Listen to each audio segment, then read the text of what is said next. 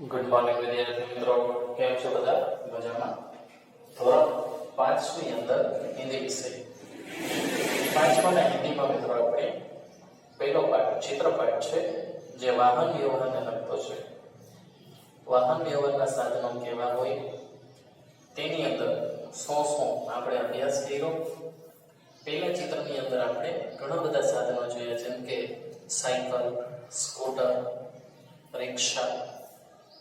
આ બધા જ સાધનો છે. બસ, હવાઈ જહાજ, આગ બોટ, બરાબર, નાની બોટ, મોટી બોટ, સ્ટીમર, આવા બધા અભ્યાસ કરેલા છે. એના પછી બીજા પેજની અંદર આપણે એનાથી વિશેષ બીજા સાધનોનો અભ્યાસ કર્યો. તેની અંદર કયા હતા અને કયા નહોતા એ બધું હિન્દીની અંદર લખ્યા છે. હવે એનાથી આગળ પેજ નંબર 3, ત્રીજા પેજની અંદર આપણે 5મા કક્ષાનો ત્રીજો पेज છે. ત્રીજા पेज ની અંદર आपने जिन यातायात के साधनों के नाम लिखे हैं उन्हें नीचे दी गई तालिका में वर्गीकृत कीजिए. दो पहियों वाले એટલે કે બે પૈડા વાળા સાધનો કયા કયા હોય? તો નોર્મલ વસ્તુ જે આપણને ખબર જ છે, સાયકલ, સ્કૂટર, બાઇક. આ બધા બે પૈડા વાળા વાહનો છે, ये તમને ખબર છે. પછી છે तीन पहिए वाले.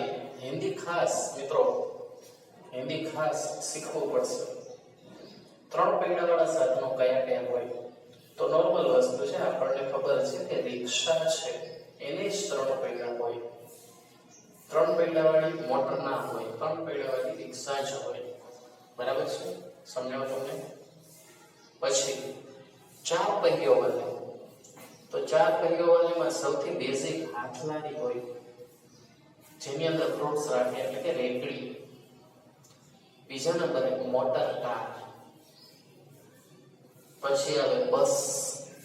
બરાબર, મોટર કાર, મોટર ને ચાર પૈડા હોય. પછી નાની બસ માં ચાર પૈડા હોય.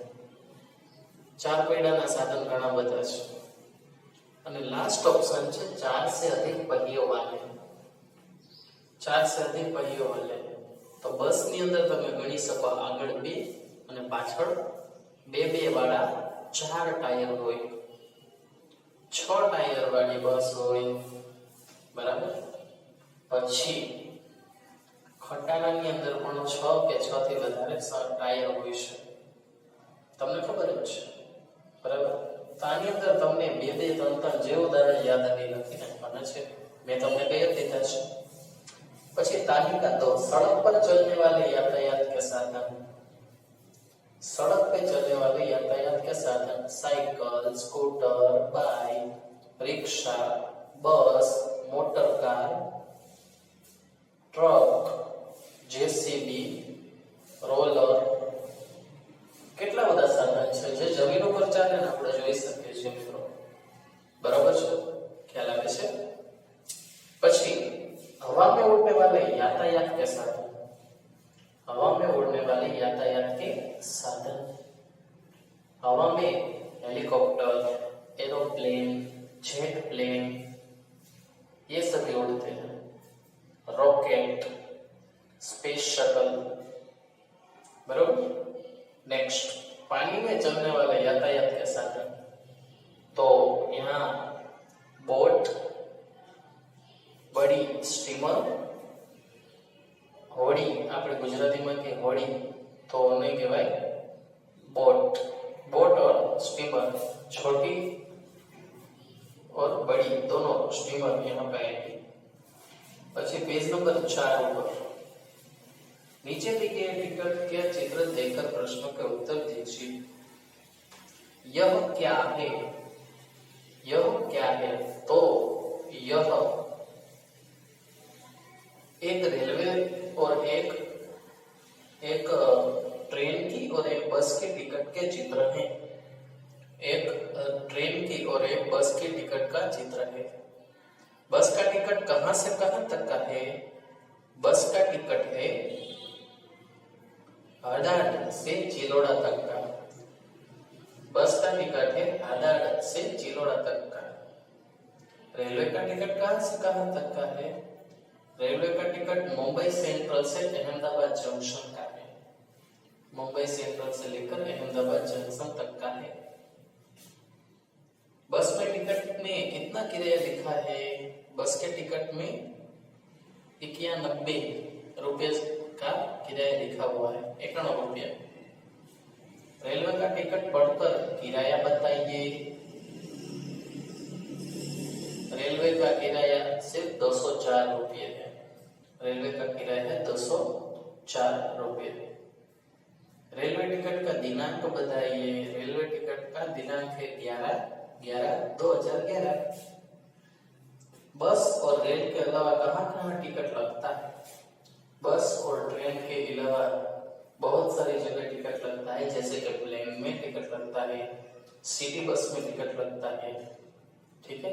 फिर थिएटर में टिकट लगता है।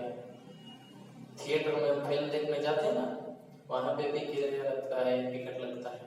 तो ऐसे बहुत सारी जगह है जिसमें किराया लगता है। प्रश्न नंबर 7, नीचे दिए गए चित्र का अवलोकन करके भेद स्पष्ट कीजिए। तो यहाँ पे बहुत सारे भेद हैं, जैसे कि एक हड्डी है, यहाँ पे पड़ी हुई है, यहाँ पे है, यहाँ पे नहीं। यहाँ पे बॉल है, यहाँ पे लड़के का आधा चित्र है, बॉल है। फिर यहाँ पे ये लड़का हंस रहा है, पीछे ये है। ऐसे बहुत सारे डिफरेंसेस हैं। तो आज के सेशन में આજે આપણે શું કર્યું મિત્રો? આજના સેશનમાં આપણે શું કરેલું છે? પેજ નંબર આપણે 4 અને 3 એ કરેલા છે। પેજ નંબર 3 અને 4 આ બે પેજીસ છે તમારી બાકી એટલે કે રિવિઝન બુક અને રફ બુક બંનેમાં એક વાર કેટલી વાર? 2 વાર લખવાનું છે મિત્રો। જે કઈ આજે સમજાવ્યું તે તમારે લખવાનું છે। બરાબર છે?